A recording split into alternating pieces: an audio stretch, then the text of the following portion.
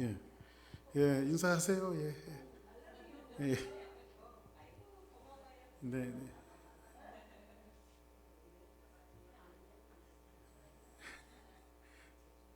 예, 이제 자리에 돌아가셔서 예, 감사합니다. 오셔서 너무너무 감사합니다. 오늘 저와 여러분들이 이제 오늘 학개서 네 번에 걸쳐서 여러분들에게 말씀을 드렸는데 오늘은 이제 학개서 네 번째 이야기로 그리고 제가 이제 신년 1월 첫째 주부터 고린도전서를 좀 강의하려고 제가 계속해서 고린도전서를 봤잖아요. 근데 좀 주제가 무거워요. 무거워 갖고 여러분들이 또 신년 대바람부터 목사님이 또 우리를 까는구나 그럴까봐 그래서 고린도전서는 조금 뒤로 해서 하고 제가 평소에 여러분들과 좀 꼭 나누고 싶었던 주기도문 주님께서 가르쳐 주신 기도를 여러분들과 함께 이제 신년은 좀 기도해야 되겠다라고 하는 마음을 가지고 주님께서 가르쳐 주신 주기도문 강해를 제가 한 6번 정도 여러분들과 같이 말씀을 나누고 그리고 나서 고린도전서를 계속해서 강의하도록 그렇게 하겠습니다. 오늘은 그 이제 학개서의 마지막 2장 10절부터 15절인데 전체 2장 후반절에 있는 말씀을 가지고 한번 따라하겠습니다. 여호와의 질문. 여호와의 질문. 여호와의 질문. 여호와의 질문. 자, 이미 여러분들에게 학개서를 말씀을 드렸습니다만 이 학개서는요. 그 바벨론의 이스라엘 민족들이 포로 생활을 70년 하다가 이제 고레스 왕이라고 하는 바사 제국으로서 바벨론이 멸망하게 되어지고 고레스 왕의 칙령에 의해서 이제 이스라엘 민족들이 예루살렘으로 귀환하게 되어지는 돌아오게 되어지는 이러한 사건들을 그 배경으로 다루고 있으면서 고레스 왕의 칙령 가운데 하나가 뭐가 있었냐면 내가 세상을 찾아봐도 유일하게 신은 너희가 믿는 하나님 한 분밖에 없는 것 같으니까 너희들은 예루살렘에 돌아가거든 너희의 그 하나님 무너졌던 성전들을 다시 건축을 해라 하는 이러한 명령을 받고 이스라엘 민족들이 이제 귀환하게 되어지면서 이제 그들은 열심히 삽을 가지고 괭이를 가지고 망치를 가지고 성전의 털을 닦기를 시작합니다. 그런데 성전이 순조롭게 지어지는 것이 아니라 수많은 방해들이 오기 시작하면서 내심 그냥 고레스 왕이 칙령을 내려서 이 성전을 닫고 있긴 하지만은 내심 돌아왔으니까 먹을 거 걱정해야죠. 또 살 집이 있어야 되죠. 살 집도 없고 먹을 것도 없는데 내가 성전만 져야 되나 하다가 아닥사스다 왕이라고 하는 사람이 칙령을 내려서 너희들 성전 방해에 의해서 성전 짓는 것을 이제 중단시키니까 에라 잘됐다. 나라도 명령을 하니 내가 성전을 짓지 말아야 되겠다 하면서 이 백성들이 하나님께서 그 원하셨던 성전을 지어야 되는데 성전을 짓지 않고 괭이를 놓고 삽을 놓고 망치를 놓고 이제 뭘 했어요? 자기 밭을 갈고 자기 이제 먹고 살기 위해서 농사를 짓고 그 다음에 자기 집을 짓는 이런 것들을 이제 학개 선지자가 나와서 그들을 지적하고 있으면서 뭐라는 거죠? 너희들은 성전을 지어라.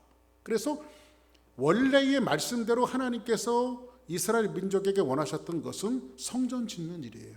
그러니까 하나님께서 70년이라고 하는 노예 생활 속에서 그들을 풀어주신 것은 그들에게 해방을 주시면서 거기에 하나님의 백성에게 요구되어지는 것이 있는데 그 요구되어지는 것은 뭐였을까요? 하나님의 성전을 짓는 거예요. 그런 토대로 우리가 다시 한번 보면 죄와 사망에서 노예였던 저와 여러분들을 예수 그리스도의 보혈의 은혜로 우리를 구원하시고 우리를 죄와 사망에서 해방시켜 주시고 하나님의 자녀 삼아 주신 것은 뭐라고 할까요? 참된 예배자와 참된 하나님의 성전을 짓는 그리스도인다운 삶을 살아가기를 원하는 하나님 아버지의 마음에 염원이 담겨져 있다는 거예요. 자, 그러면 오늘 학개 선지자의 독려에 의해서 이스라엘 민족들이 성전을 다시 이제 짓게 되어지고 시작되어지는 그쯤에 하나님께서 학개 선지자에게 뭐라고 오늘 본문에 말씀하시냐면 이렇게 말씀하고 있습니다. 자, 한번 같이 한번 읽어볼까요? 2장 10절에 있는 말씀 시작. 다리오 왕 제2년 9째 달 24일에 여호와의 말씀이 선지자 학개에게 임하니라. 이르시되. 자, 보세요. 학개서는요 다른 성경과는 조금 다르게 날짜와 연대, 그 월일 이런 것들이 굉장히 정확하게 기록이 되어지고 있어요. 이것을 학계가 이렇게 그 날짜와 연대를 정확하게 표현하고 있는 것은 왜 그러냐면 유대 민족, 히브리 민족들이 가지고 있는 의미 때문에 그래요. 자, 이 말은 무슨 말이냐면 지금 이스라엘 민족들이 성전을 지으면서 독려하는 학계가 거기서 독려하고 있지만 이스라엘 민족은 여전히 지금 뭐를 하고 있어요? 농사를 짓고 자기 집을 짓고 있죠. 그런데 이 이스라엘 땅은 여러분들이 잘 아시다시피 팔레스타인 지역이에요. 팔레스타인 지역은 사실 대부분이 많은 사막입니다. 그런데 그들은 거기에서 지금 뭐를 하고 있죠? 농사를 져요. 밭을 갈고 농사를 지는데 이스라엘 가보면 아시지만요. 사실 요단강이 흘러가는 줄기의 그 주변을 빼놓고는요, 전부 다 땅들이 뭐 메말라 있습니다. 다시 말씀드리면 요즘처럼은 댐이 있고 농수로가 잘 개발되어져서 물을 대갖고 농사를 짓잖아요, 요즘에는요. 그런데 팔레스타인 지역은요, 요단강 주변을 빼놓고는요, 전부 다 땅이 드라이되어 있기 때문에 그 땅에서 농사를 지으려면 항상 이스라엘 민족들에게 두 가지가 필요한데 하나는 뭐냐면 이른 비와 늦은 비예요. 그러니까 비가 내리지 않으면 농사를 지을 수가 없는 거예요. 여러분들 여기도 제가 미국에 지금 산지가 한 23년 가까이 돼 가는데 여기도 보니까요, 땅이 이번에도 하수도 한다고 제가 땅을 이렇게 좀 파보고 막 그러면 드라이가 되잖아요, 이 땅이요. 그러면요, 삽이 안 들어가요. 너무 딱딱해 갖고 무슨 땅이 드라이가 되면 아스팔트가 됐고 이게 땅이. 그러다가 비가 오면요, 질퍽질퍽해요 또 이 땅이. 예? 한국의 땅은 황토옥들이 많아갖고요, 땅도 잘 파지거든요, 그게요. 근데 여기는 땅이 좀 이렇게 그 뭐 드라이가 되면 막 삽이 안 들어갈 정도예요. 근데 이스라엘 땅도 보니까는 건기가 되어지면 여기 미국이나 한국하고 좀 달라갖고 그 팔레스타인 지역은요, 가을에 파종을 해요. 가을에 파종을 하고 그 다음에 이제 그 봄이 지나서 수확을 합니다. 그들은요, 봄이 지나서 수확을 해요.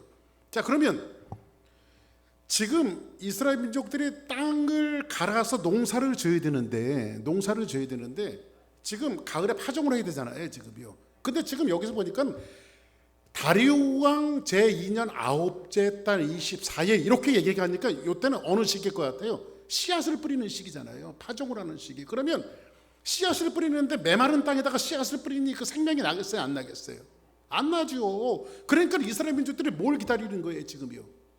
비가 와야지. 비가 와서 땅이 부들부들해져야만 이게 괭이고 삽이고 이게 해갖고 땅을 부드럽게 해서 씨앗을 뿌려야 거기에 농사가 될 거 아니에요. 그러니까는 요 시기를 지금 학계가 지적해주고 있는 것은 뭐냐면 요 시기는 이스라엘 사람들이 아주 목마르게 간절한 마음으로 하나님 이른비를 주셔야 돼요. 그래야 우리가 농사 짓잖아요 하면서 하나님만 목타게, 하나님께서 비 내려주시는 것을 목타게 기다리고 있는 시기가 언제란 말이에요? 요 시기란 말이에요. 그렇죠? 근데 요 시기에 이스라엘 민족이 전체가 마음이 간절했던 그 시기에 하나님께서 여호와의 말씀이 선지자 학개에게 이제 뭐라고 말씀하시는데 그 말씀이 있어요. 그 말씀이 뭐라고 말씀하시는데 여기에 보니까는 제사장들에게 하나님께서 학개 선지자를 통해서 두 가지 질문을 하십니다. 오늘 이제 설교가 여러분들 좀 잘 들어야 이해가 되니까 잘 들으셔야 돼요. 두 가지 질문을 하시는데 뭐라고 말하냐면 같이 한번 읽어볼게요. 11절 시작. 만군의 여호와가 말하노니 너는 제사장에게 율법에 대하여 물어 이르기를. 자, 보세요. 지금 이스라엘 민족은 이른비를 기다리는 간절한 마음들이 전체적으로 다 모아져 있단 말이에요. 그렇죠? 그때에 하나님이 학개 선지자를 불러서 학개에게 뭐라고 해요? 학개야, 네 하나님, 너 지금 가갖고 제사장들을 불러 모아라. 뭐 하게 하나님? 그냥 내가 그들에게 질문할 것이 있으니까 질문을 해봐라, 이렇게 말하는 거예요. 그래서 학개가 하나님의 명령에 의해서 지금 여호와께서 말하노니 너는 제사장에게 율법에 대하여 물어 이르기를. 그러면 제사장만큼 히브리 사람들 중에서 율법에 가장 능통한 사람들은 누굴까요? 제사장들이잖아요. 율법대로 제사를 드리고 율법대로 집례를 하고 율법대로 모든 것들을 이끌어가는 선구자적인 성직자들이 누구예요? 제사장들이에요. 그러니까는 솔직히 얘기해서 이 가운데 우리 교인들 가운데서 성경에 대해서 제일 많이 알고 있는 사람이 누굴까요? 그 어떤 사람은 또 약간 경상도 말로 싸가지고 없게 저요 그러더라고요. 그런데 사실 이 중에서 성경을 가장 적법하게 이해하고 있고 그 모든 성경의 내용들을 여러분들보다는 또 남다른 지식을 갖고 있는 것이 목사님이잖아요. 그렇죠? 왜 아멘 안 해요? 그러니까 제사장들이 지금 율법에 대해서 많이 알고 있을 거 아니에요. 그렇죠? 율법에 대해서. 자, 그러면 율법에 대해서 능통한 그 제사장들에게 하나님께서 학계 선지자를 통해서 두 가지 질문을 하십니다. 두 가지 질문을 하시는데 그 첫 번째 질문이에요. 자, 보세요. 제가 읽어드릴게요. 사람이 옷자락에 거룩한 고기를 쌌는데, 자, 여기서 보니까, 자, 보세요. 저를 보세요. 사람이 옷자락에 거룩한 고기를 쌌는데라고 하는 것은 이 거룩한 고기는 뭐냐면 이렇게 하다가 하나님 앞에 성물을 드릴 이 제사의 제물이란 말이에요. 제사의 제물. 그러면 이건 거룩한 거예요, 거룩하지 않은 거예요? 하나님 앞에 드릴 제물이니까 굉장히 거룩한 거죠. 이게 그죠? 근데 고기를 싼 이 보자기가 있단 말이야. 그죠? 보자기가 있는데 그 옷자락이 만약에 이 고기를 싼 옷자락이 떡이나 국이나 포도주나 기름이나 다른 음식에 닿으면, 자 보세요. 요것이 이제 고기를 싼 거야. 고기를 하나님 앞에 드릴 고기를 싸. 그러면 요 고기를 하나님 앞에 드린 이 보자기를 마이크에다 이렇게 올리면, 자 묻습니다. 여러분들에게 고기를 싼 이 거룩한 성물을 싼 이 보자기를 마이크에다 이렇게 올리면 요 마이크가 거룩해질까요? 여기다 이렇게 물병에다 이렇게 올렸어요. 물병에다가 이렇게 거룩한 고기를 싼 보자기를. 그러면 이 물병이 거룩해질까요? 자, 그러면 여기서 보니까 그것들이 닿으면 그 성물, 그것이 거룩한 성물, 거룩해지겠느냐 이것을 묻는 거예요. 그때 제사장들이 딱 들어보니까 뭐라고 말하냐면, 물음에 제사장들이 그건 아닙니다. 율법에 이런 보자기가 아무리 고기를 쌌다고 해도 이걸 뒤집어 쓴다고 마이크가 절대 거룩해지는 게 아닙니다. 율법대로 정확하게 대답을 잘했어요, 못했어요? 아주 잘했습니다. 한번 따라하겠습니다. 참 잘했습니다. 그러니까 이게 거룩해지는 게 아니라는 거지. 그죠? 자, 그러면 여기 이해가 되셨죠? 그럼 두 번째 질문이에요. 두 번째 질문인데 학계가 또 이르되 시체를 만졌어요. 내가 시체를 만졌다면, 자 보세요. 시체를 만지는 것은 부정하거든요. 왜 그러냐면 시체라고 하는 것은 사망의 결과예요. 그렇죠? 사망의 결과고, 사망이 오는 것은 죄 때문에 왔거든요. 죄의 삭은 사망이니까. 이해되시죠? 그러면 결국은 사망은 뭐 때문에 온 거예요? 죄 때문에 들어온 거거든요. 그러니까 시체는 뭐예요? 부정의 상징에 부정한 거. 그래서 성경에도 보니까 나시린이 있어요. 삼손 같은 사람은 나시린이고 사무엘 같은 사람도 나시린인데 이것은 하나님께서 구별하여 세운 사람들을 이야기하거든요. 근데 나시린이 세 가지 하지 말아야 될 것을 성경에서 율법에서 금하고 있는 것이 있죠. 율법에서 나시린은 세 가지를 하지 말아야 돼. 첫째, 여러분 잘 아시는 대로 머리에 삭도를 대서는 안 돼요. 머리를 잘라서는 안 돼요. 두 번째로는 뭐예요? 독주를 마셔서는 안 돼. 독주를 마셔서는 안 되고요. 세 번째는 뭐냐면 시체를 만져서 안 된단 말이에요. 시체를. 왜냐하면 이것이 시체를 만지지 말아야 될 것에 대한 상징적으로 우리에게 주는 사인은 뭐냐면 하나님께서 구별시킨 사람은 영원히 사망과 관계가 없다라고 하는 사실을 상징적으로 보여주는 그림이에요. 여러분들 하나님이 선택해서 불러내셨잖아요. 우리는 어찌 보면 영적인 나시린들이 하나님 구별시켜 놨으니까. 그러면 여러분들이 예수님을 믿고 영접한 그 순간부터 사망과 관계가 있어요, 없어요? 우리는 사망과 관계가 없습니다. 왜 그럴까요? 영생의 부활이신 예수님이 내 안에 오셨기 때문에. 할렐루야. 그거를 상징적으로 말해주고 있는데, 자, 그럼 보세요. 시체를 만져서 부정하여진 자가 있는데, 그럼 제가 시체를 만졌어요.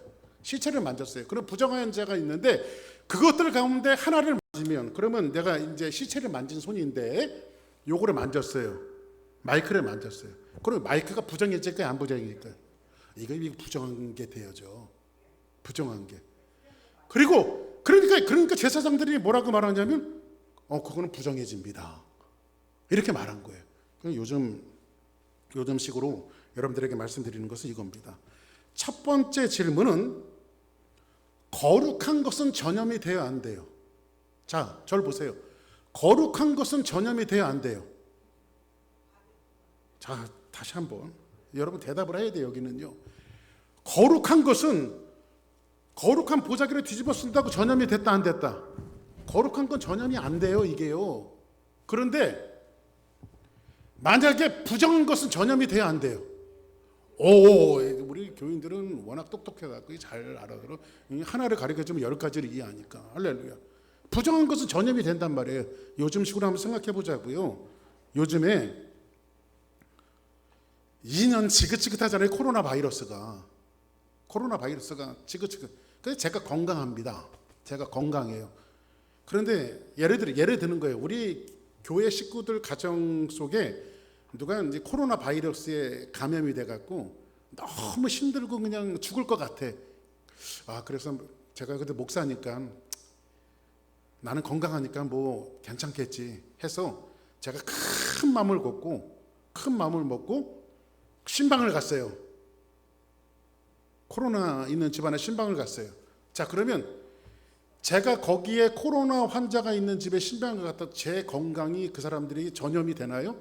저를 딱 보고 그러면 건강해지나요? 그 전염이 안 되죠. 건강은 전염이 안 되죠. 근데 거꾸로 제가 거기서 예배 드리고 나면 저는 접촉자가 돼갖고요. 얼마든지 코로나 바이러스가 올 가능성이 있어요, 없어요? 있죠. 지금 그 얘기를 하고 있는 거예요, 지금요. 이해되시죠? 무슨 말씀인지. 지금 하나님께서 학계 선지자를 통해서 이스라엘 민족에게 질문하시는 것이 그런 질문을 지금 하고 있는 거예요. 그런 질문을.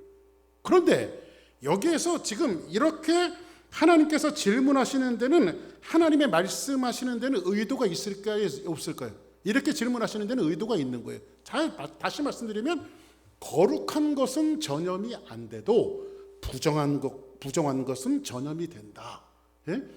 코로나는 건강한 사람을 전염시킬 수 있어도 건강한 사람은 코로나를 건강하게 할 수는 없다. 이런 의미로 여러분들이 좀 성경을 해석해야 되는데, 그러면 이렇게 하나님께서 하시는 의도가 있어요. 말씀하시는 의도가 있는데 한번 14절을 같이 한번 봅니다. 시작. 이에 학계가 대답하여 이르되 여호와의 말씀에 내 앞에서 이 백성이 그러하고 이 나라가 그러하고 그들의 손의 모든 일도 그러하고 그들이 거기에서 드리는 것도 부정하니라. 자, 그러면 얘들아, 내가 지금 너희들에게 그렇게 얘기하는 것은 하나님께서 학계 선지자를 통해서 제사장들에게 질문하면서 그것을 온 백성들에게 알게끔 하는 그런 질문을 하는 의도는 뭐냐면, 여호와의 말씀이 뭐라고 말씀하셨냐면 내 앞에서 이 백성이 그러하다는 거예요. 이 백성이 그러하고 이 나라가 그러하고. 근데 하나님께서 사실은 이스라엘 민족을 이 백성, 이 나라 이렇게 말씀하지 않거든요. 어떻게 말씀하시냐면요, 하나님은 항상 이스라엘 민족을 이야기할 때 내 백성이, 내 나라가 이렇게 말씀하시거든요. 그런데 이 표현을 사실 예레미야서에 가보면 지긋지긋하게 이스라엘 민족들이 말을 안 들을 때 하나님께서 이 표현을 쓸 때 이 백성, 이 나라가 그렇게 말합니다. 그래서 제가 아침에 이렇게 세희하고 그 선교사 사모님하고 같이 예배 드릴 때 비유를 그렇게 했습니다. 어제 그 세희가 그 아주 노래를 부르는데 너무너무 잘 부르더라고요. 그럴 때는 내 딸이 노래 잘 불렀지요. 이건 뭐예요? 내 딸이잖아. 근데 세희가 말을 안 들으면 어떻게 얘요? 얘가 응? 얘 좀 보세요. 얘 좀 보세요. 그럼 뭐예요? 이렇게 말할 때는 신기가 좀 불편하다는 거죠. 이게 얘가 그럴 때는 이 아이가 이거를 객관적인 자리에 놓고 모든 아이들하고 똑같이 판단을 해보라는 거죠. 그러면 하나님께서 지금 이 백성이, 이 나라가 그러하고 이 백성이 그러하고 라고 말씀하시는 것은 뭘 얘기하고 있는 거예요? 이 말씀 속에서 하나님의 이 마음의 심기가 지금 좋다는 거예요? 불편하다는 거예요? 아주 불편하신 겁니다. 이 백성이. 하나님, 저 사람 좀 보세요. 그러면 저도 이제 기도하면서 하나님, 아무개 집사님, 아무개 성도님 참 좋죠. 하나님 너무 좋습니다. 그런데 제가 좀 신기가 불편하면 하나님, 아무개 집사 좀 보세요. 집사라고 하면 다행이에요. 한 쟤 좀 봐요. 하나님 쟤 좀. 이렇게 하면 하나님 쟤 어떡해요? 이렇게 하면 제 마음이 신기가 불편한 거죠. 제가 꼭 그렇게 한다는 건 아니고 지금 그 얘기를 지금 말씀을 통해서 지금 하고 있는 건데, 지금 여기 성경을 자세히 보세요.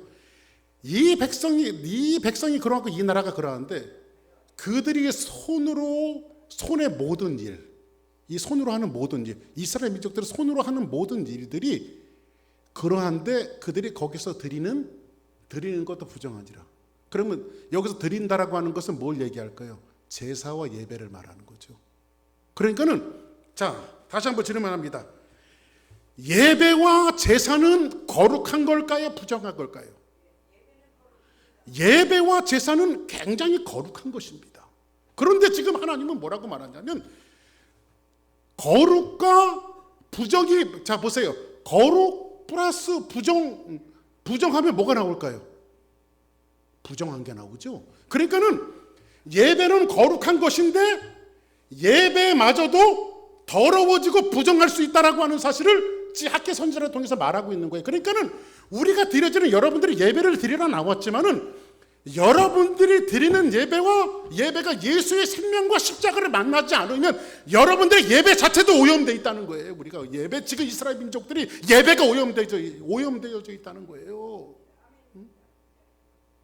이스라엘 민족들, 이 백성들이, 이 민족들이, 이 나라가 하는 것이 다 그렇다라고 성경은 말하고 있습니다. 이미 이 지금 예배 자체가 부정한 제사라고 하는 사실을 이 말씀을 통해서 이야기해주고 있어요. 이미 하나님께서 이런 불편하신 그 심정을 1장에서 이미 그 속마음을 다 드러내셨죠. 하나님께서 지금 하라고 한 건 뭐예요? 성전을 지으라고 하는 거예요. 성전을 왜 지으라고 할까요? 하나님 앞에 예배 드리고 제사 잘 드리라고. 자, 그럼 보세요. 하나님께서 이스라엘 민족들을 70년 동안 지긋지긋한 노예 생활 속에서 그들을 구별해서 해방을 주시고 이스라엘 민족에 돌아가자마자 그들이 예루살렘에서 성전을 지으라고 말씀하시는 것은 뭐일까요? 나는 예배 받고 싶다 이거지. 너희들을 통해서. 그럼 보세요.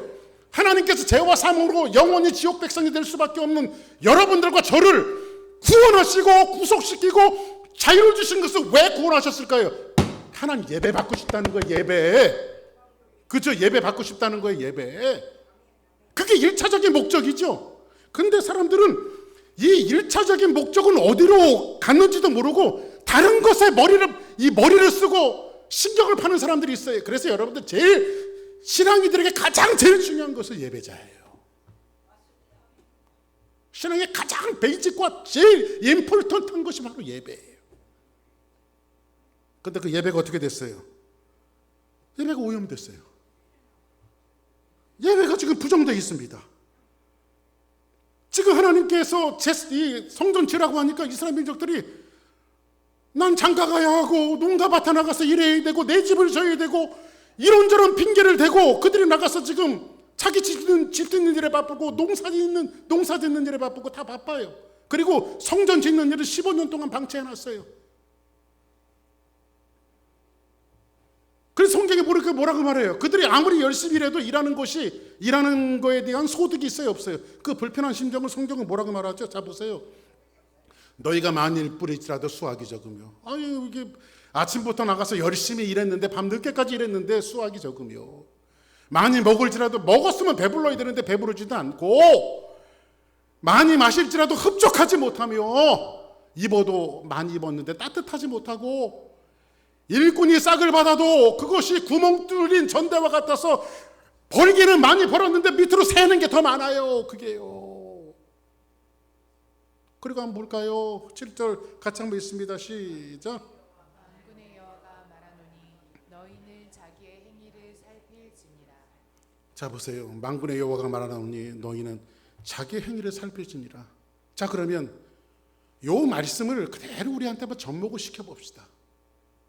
여러분들은 2021년도라고 하는 12월 맨 마지막 주에 이 말씀을 우리 주사랑교회에게 전하는 하나님의 의도를 우리는 잘 아셔야 돼요.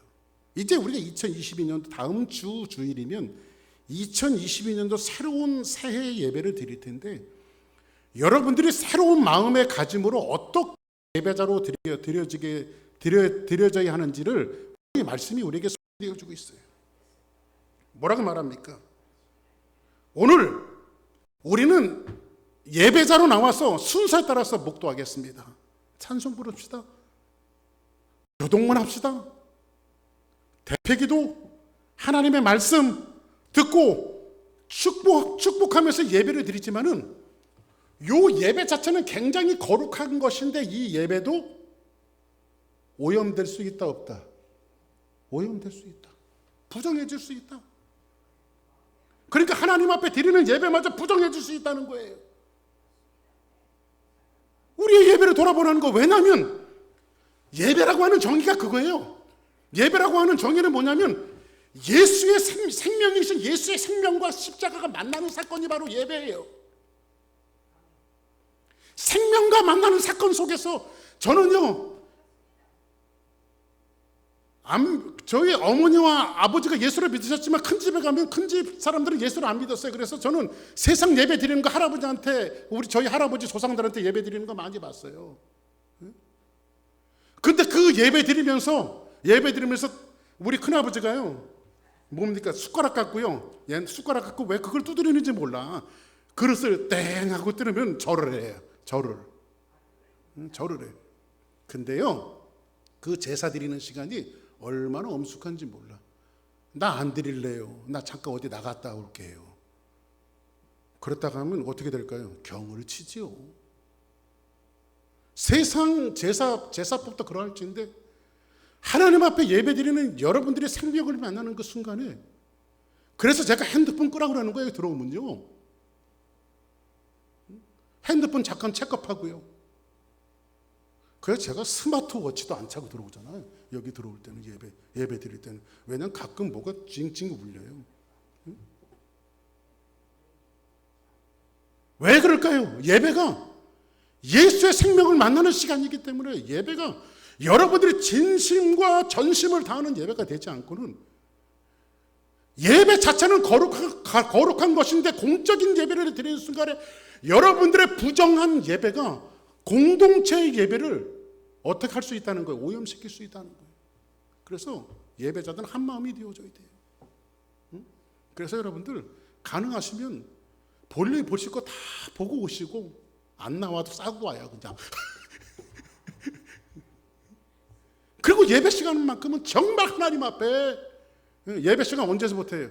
우리 최정희 집사님 찬양 하나님 앞에 드릴 때부터, 그때부터 예배가 시대 전심으로 하나님을 찬양하고, 하나님, 오늘 이 예배 시간에 내가 예수의 생명과 만나고 싶습니다라고 하는 이 전심을 다하는 마음을 가지고 하나님 앞에 예배 드리는 거, 이게 얼마나 하나님께서 우리를 1차적으로 구원하신 목적이에요. 이게 부정과 거룩이 만나니까 뭐가 돼요? 부정이 돼요. 자, 그러면 이 부정한 예배를 성경에서는, 말라기서에서는, 성경 맨 마지막에 말라기서에서는 뭐라고 말하고 있냐면, 한번 볼까요? 10절 시작. 만군의 여호와가 이르노라. 너희가 내 제단 위에 헛되이 불사르지 못하게 하기 위하여 너희 중에 성전 문을 닫을 자가 있었으면 좋겠도다. 내가 너희를 기뻐하지 아니하며 너희가 손으로 드리는 것을 받지도 아니하리라. 성경 뭐라고 말합니까? 너희가 내 제단 위에 헛되이 불사르게 못하기 위해. 그러니까는 헛된 예배가 있다는 거예요, 없다는 거예요? 제물도 드리고 예배도 드리고 말씀도 드리고, 주일날 나와서 예배 잘 드렸다 하고 여러분 집에 돌아가실지 모르지만 그 예배가 헛된 예배가 될 수도 있다는 거예요.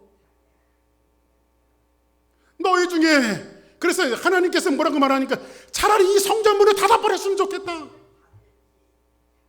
그래서 여러분들 구약 성경은 어떻게 시작됩니까? 하나님의 창조로 시작되어져서 하나님께서 성전문을 닫아버리시는 걸로 끝나요.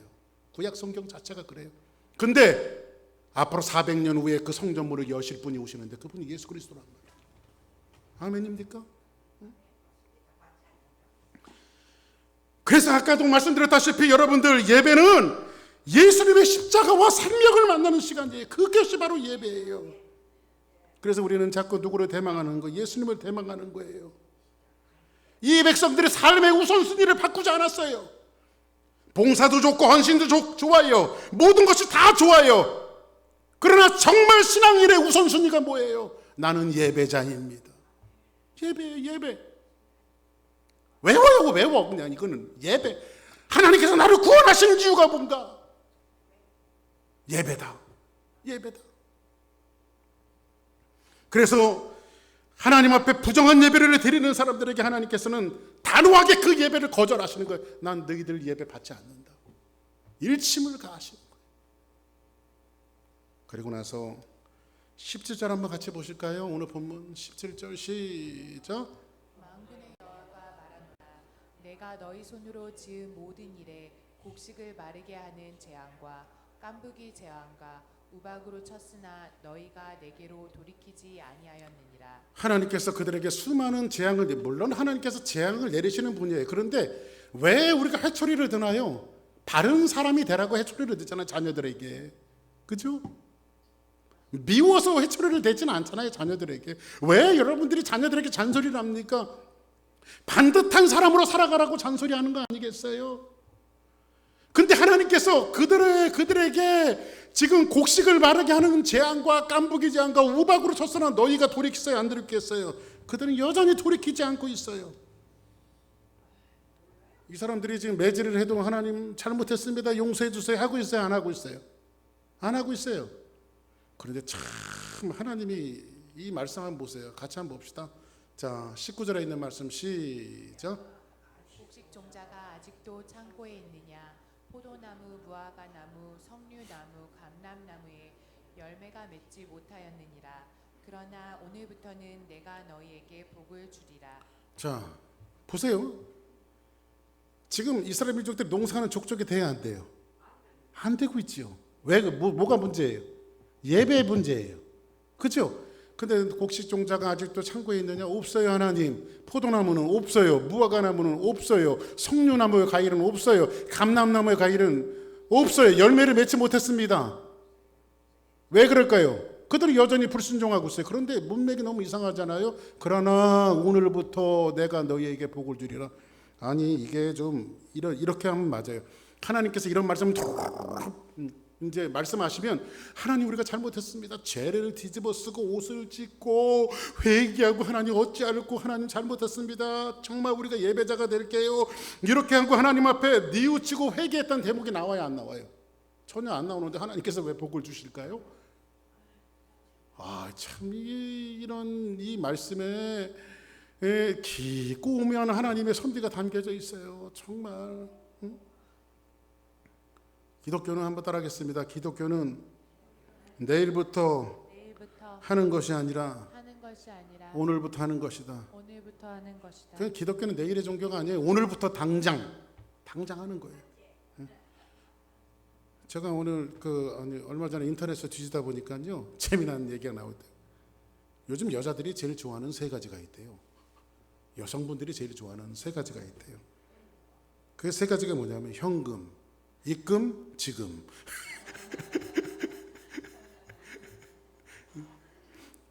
근데 현금하고 입금은 그냥 생각하지 마시고 지금만 기억하십시오. 나 다음 주부터 예배 잘 드려야지. 그러지 말고 지금부터.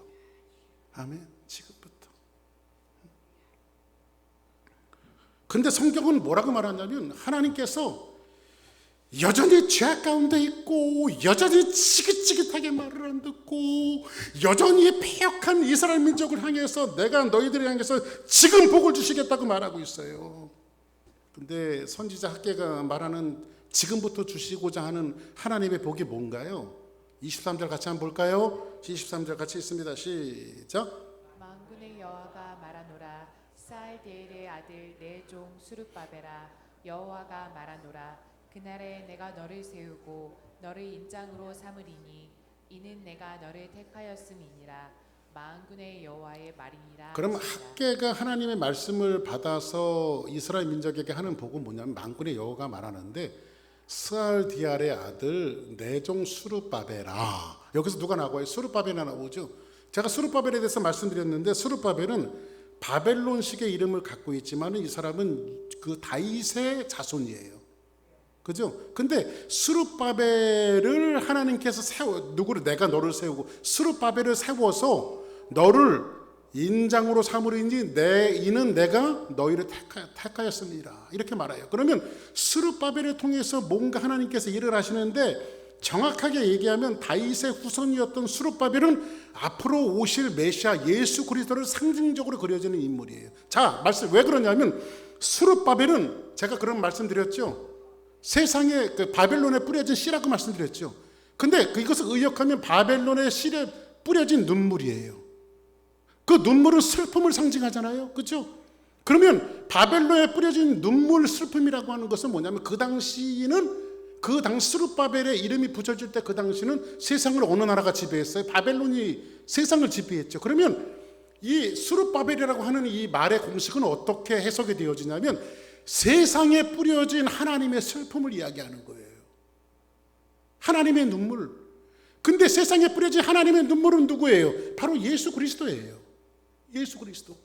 이분으로만 가능한 것을 성경에서 우리에게 말씀해 주고 있는데 이것을 박 목사가 해석하는 것이 아니라 성경이 그렇게 이야기해 주고 있어요. 성경이. 한번 볼까요? 스가랴 4장 6절 시작.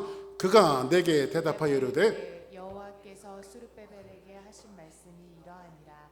만군의 여호와께서 말씀하시되 이는 힘으로 되지 아니하며 능력으로 되지 아니하고 오직 나의 영으로 되느니라. 이거 힘으로 되는 것이 아니고 능력으로 되지 않고 하나님의 영으로 성령으로 되어지는데 큰 산은 내가 무엇이냐? 큰 산은 그래서 어떤 스님이 그랬잖아요. 산은 산이고 물은 물이로다. 그게 왜 그럴까요? 큰 산이 큰 물은 그냥 그대로 세월이 지나도 있잖아요. 근데 성경이 말하는 것은 큰 산은 내가 무엇이냐? 큰 산이라 할지라도 스룹바벨 앞에서 너는 평지가 되어질 것이다.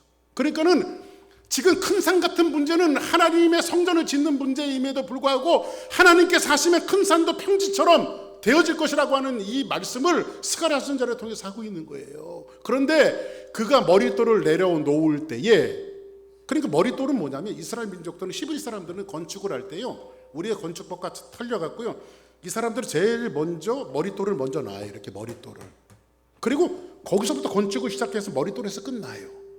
그러면 스룹바벨이 머릿돌을 놓을 때 사람들이 뭐라고 말하면 우리가 외쳐 이르기를 은총이 그에게 있을지어다 이렇게 말합니다. 그리고 나서 이 머릿돌은 성경에서 뭐라고 말하죠?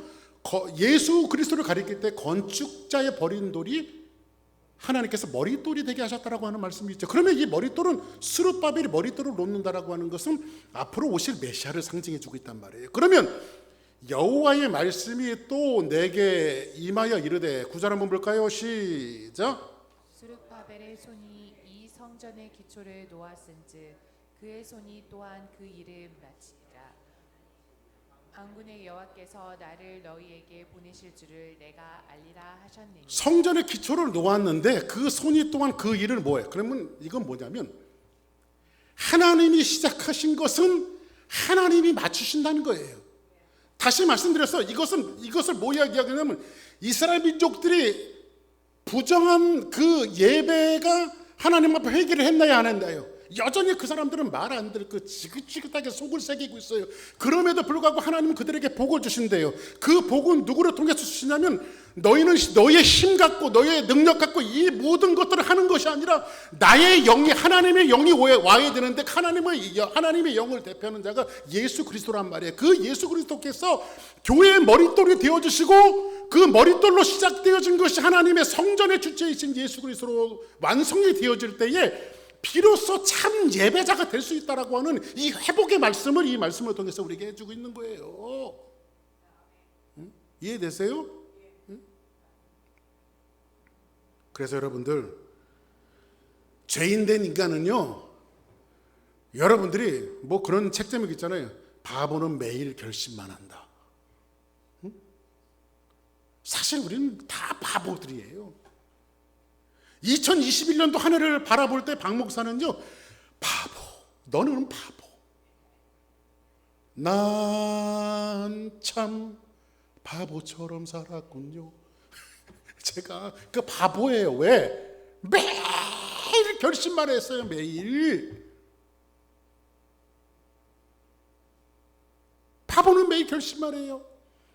그럼에도 불구하고 매일매일 결심만 하고 또 무너지는 나에게 하나님께서 오셔서 하시는 말씀이 내가 지금 오늘부터 너에게 복을 주겠다. 이 복은 뭐냐면 네 힘으로 되니? 하나님 안 돼요. 매일 결심해도 안 돼요. 너 애써서 네가 한 거 있니? 이 하나님 한 것도 하나도 없어요. 그래, 그거 네가 할 수 있는 게 아니야. 내 생명이 들어가고 나와 함께 네가 연합되어질 때에 네가 진정한 그 예배자가 될 수, 진정한 하나님을 따르는 사람이 될 수 있어. 이것을 지금 이야기해주고 있는 거예요. 이스라엘 민족들이 지금 돌아왔잖아요. 성전 짓는 것을 집어치고 농사를 짓는 농사가 됐어요, 안 됐어요? 농사 안 돼요. 그렇다고 성전이라도 줬어요? 성전도 못 줬어요. 그러니까 이 사람들이요, 희망도 없지, 소망도 없지. 그렇다고 성전 진 것도 아니고, 그렇다고 자식 잘 된 것도 아니고, 그렇다고 돈 많이 번 것도 아니고, 그렇다고 농사 진 것도 아니고, 이렇게 절망하다 보니까 에라, 나는 안 돼. 나 같은 놈은 안 돼. 너는 안 돼. 너는 될 수 없는 존재야. 이렇게 절망하고 있었을 때에 우리에게 누가 오셨어요? 예수님이 오신 거예요. 할렐루야. 예수님이 오신 거예요. 그리고 예수님이 뭐라고 말씀하시는지 아세요? 기서가, 네, 예수님, 네가 시작한다고 됐니? 아니요, 아무것도 듣고 없어요. 나는 매일매일 결심만 했는데 바보처럼 살았어요. 그래 이놈아, 그거 네가 하는 게 아니란 말이야. 내가 같이 해줘야 돼. 네가 나를 믿어야 돼. 그래서 아까 여러분들에게 말씀드렸죠. 거룩한 것이 덮여지면 이 마이크가 거룩해지냐고요? 안 되죠. 근데 부정한 것이 여기에 닿으면 이건 부정해진다고. 그러니까 죄의 전염력이 얼마나 많은 것인가, 코로나의 전염력이 얼마나 많은 것인가. 근데 이것을 막아낼 재간이 없단 말이야. 인류가 다 되더라도 막아낼 재간이 없단 말이야. 그래서 누구밖에 없어요? 예수님밖에 없다는 거예요. 그거를 신뢰로 한번 들어볼게요. 신뢰로 들어볼게요. 성경에 보니까 나인이라고 하는 아주 아름다운 마을이 있었습니다. 나인이라고 하는 아름다운 마을이 있었는데 과부 하나가 살았어요. 과부가 아들 하나 있었는데 남편도 죽고, 과부는 가장 비참한 이 사람의 모형 아닙니까, 옛날에는? 근데 이 과부가 아들 독자 하나, 외아들 하나 있었는데 이 아들을 자기의 친구 삼아서 남편처럼, 의지처럼 자기의 모든 소망을, 그래, 내가 살아가는 것은 너밖에 없어. 네가 크면은, 네가 자라나면 엄마의 소망이야. 너는 엄마의 꿈이야. 그런데 웬걸이요, 이 엄마의 꿈이었던 아들이 세상을 떠난대요. 죽었대요. 아마 성경에 나와 있지 않지만 그 장례식 치른 다음에 자기 온 꿈과 소망이 사라졌기 때문에 너 장례식 치르고 나도 죽는다, 이런 생각을 했을지도 몰라요. 깊은 절망에 빠져 있어요. 그리고 상여나 갑니다. 이제 가면 언제 오나. 상여가 쭉 나가는데, 상여 행렬이 쭉 나가고 있는데 반대편에서 한 행렬이 들어오고 있습니다. 예수님과 그 제자들이에요. 상여가 나가는 그 모습을 보고 예수님이 다가오셔서 뭐라고 말합니까? 그 상여를 내려놓으라고 말합니다. 죽음의 행렬을 지나갔던 상여를 지었던 사람들이 예수님의 말씀에 상여를 내려놓습니다. 그리고 예수님이 죽은 시체의 상여 위에 손을 댑니다. 율법대로라면 예수님이 부정해져야 돼요. 그렇죠? 왜냐하면 오염되고 부정한 것에 손을 댔으니까 예수님 부정해져야 되나요? 부정해져야 되나요? 그런데 예수님이 손을 댔으니까 생명의 역사가 일어나고, 희망이 생기고, 소망이 다시 살아나고, 나인성의 가보의 아들이 벌떡 일어나서 살아 돌아오는 놀라운 역사가 벌어졌단 말이에요. 율법을 역행하면서 소망을 줄 수 있는 분은 예수님밖에 없단 말이에요. 할렐루야. 성경에 보니까 율법에는요, 피를 하야라는 여자는 부정하다고 말하고 있어요. 그 여자가 손만 대면 모두 다 부정해지는 거예요. 근데 12해를 혈루증 앓는 여인이 있었어요. 12해를. 이 사람에겐 소망도 없고 12년 동안 혈루증을 앓고 있었으니까 무슨 소망이 있었겠어요. 근데 예수님이 지나간다라고 하는 소식을 듣고 저번에 옷자락이라도 하나 만지면 내가 살까 해서 예수님이 옷자락을 확 잡았는데, 사람들 많은 데서 확 잡았는데, 예수님도 그걸 느끼셨어요? 안 느끼셨어요? 느끼시죠? 그러면 내가 누가 내 옷자락 만고 하나 났나 보다, 잘했다 이렇게 하고 지나가시면 좋은데, 그걸 또 굳이 사람들 가운데서 나와라, 누가 내 옷자락에 손을 댔느냐, 응? 불러내잖아요. 그래서 여러분들, 교회가 그런 역할을 하는 거예요. 왜냐하면 교회는 뭐예요? 에클레시아, 불러냄을, 세상으로부터 불러냄을 받은 자예요. 그래서 교회는 예수님과 같은 역할을 자꾸 불러내야 돼요. 근데 예수님의 옷자락에 손을 대면은 율법대로라면 누가 부정해져야 돼요? 예수님이 부정해져야 되잖아. 근데 예수에게서 생명이 나가고 은혜가 나가니까 혈류의 근원이 쫙 말라져서 그가 깨끗함을 입게 되어지는 놀라운 역사를 성경 우리에게 증거해주고 있어요. 오늘 말씀을 정리합니다. 한번 따라하겠습니다. 예수님은 생명입니다. 생명입니다. 예수님은 생명입니다. 생명입니다. 그래서 여러분들, 예수의 생명 없이 드리는 예배, 예수의 생명 없이 드리는 예배, 그 예배는 보면 살아있지만, 거룩한 모양은 있지만 무성한 무화과나무 같은 거예요. 무성한 무화과나무. 예수님이 지나가시는데 무성한 무화과나무에 열매를 찾아보니까 열매 하나가 없어요. 그래서 예수님이 그 무화과나무를 저주해 버리십니다. 왜요? 열매가 없기 때문에 그래요. 오늘날 그리스도인들로 교회 나와서 예배는 드려도, 묵도합시다 뭐합시다 예배는 드려도 생명 없이 그냥 딴전을 피면서 머릿속에 수많은 필름을 돌려가면서 생명 없이 드려지는 예배, 이게 뭐예요? 무성한, 가지만 무성한 무화과나무란 말이에요. 그러나 지금 2021년도 마지막 주일을 지나가면서 저와 여러분들이 결심해야 될 문제가 한 가지가 있습니다. 아까 말씀드렸죠. 내가 얼마나 뜨겁냐? 내가 얼마나 헌신했느냐? 이거보다 훨씬 더 중요한 건 뭐죠? 여러분들, 얼마나 내가 열심히 교회에 봉사하느냐? 내가 얼마나 열심히 하나님 앞에 드리느냐? 이거보다 훨씬 더 중요한 게 뭔지 아십니까? 예배자입니다. 아멘? 두 여인이 예수님이 찾아왔어요. 마르다는요, 예수님에게 헌신하려고 음식을 막 분주하게 차리고 있어요. 그래서 여러분들, 부엌 가서 일하는 것도 중요하지만요, 예배 시간 되면 그냥 딱 오란 말이에요. 할렐루야. 왜? 그것보다 예배가 더 중요해요. 아멘? 그냥 선밥 먹어도 돼. 선밥. 응? 오늘 예배 사모님이나 봉사자들이 그냥 그 예배 드리려고 선밥 했구나. 그러면 또 그것도 맛있게 들어지. 왜 밥이 서로는 이러면 안 된단 말이야. 그거보다 훨씬 더 중요한 게 뭐예요? 바로 예배. 그러나 마리아는 어떻습니까? 예수님의 무릎에서 쏟아지는 말씀을 듣고 아멘, 아멘, 아멘 하면서 예배를 받아들였어요. 할렐루야. 오늘 예배자의 모습이 그런 모습 아닐까요? 오늘 학개서가, 학개를 통해서 하나님께서 제사장들에게 두 가지라는 질문, 부정한 것과 거룩한 것의 전염력을 말씀하면서 우리의 예배마저도 그렇게 부정해졌다라고 말하면서, 이 부정한 자들이 회개하지 않았어도 이것이 회복될 수 있는 것은 예수의 생명을 만나는 예배가 있어야 된다. 할렐루야.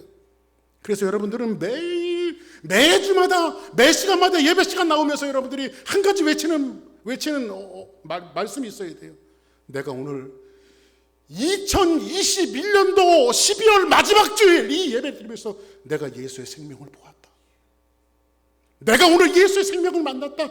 이것이 매주 매 예배마다, 가정 예배건 무슨 예배건 다 이런 고백들이 여러분들에게 철저히 흘러 넘칠 때에 하나님이 여러분들의 삶을 일으키시고 역사가 일어나고 하나님의 놀라운 축복이 일어날 수 있다라고 하는 사실을 깨닫고 우리 주사랑교회가 참된 예배자가 되기를 예수의 이름으로 간절히 축복합니다. 다 같이 자리에서 일어나시겠습니다.